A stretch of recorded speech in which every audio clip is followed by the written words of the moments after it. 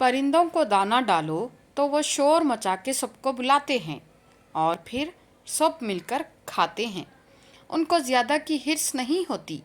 वो अपना हिस्सा खाते हैं, लड़ते नहीं, जितना ज़रूरत हो खाते हैं और उड़ जाते हैं।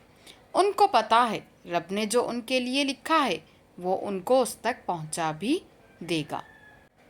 अगले दिन फिर अपने हिस्से का रिस्क तलाश करते हैं। उनको पता होता है रब आज भी जो हमारे हिस्से में लिखा है ज़रूर देगा।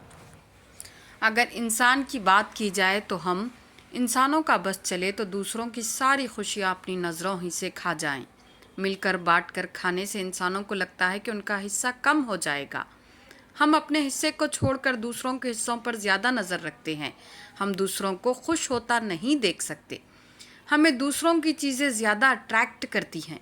हमें लगता है हम अल्लाह जल्ले जलालहू से ज़्यादा अच्छा अपने लिए मुंतखब कर सकते हैं।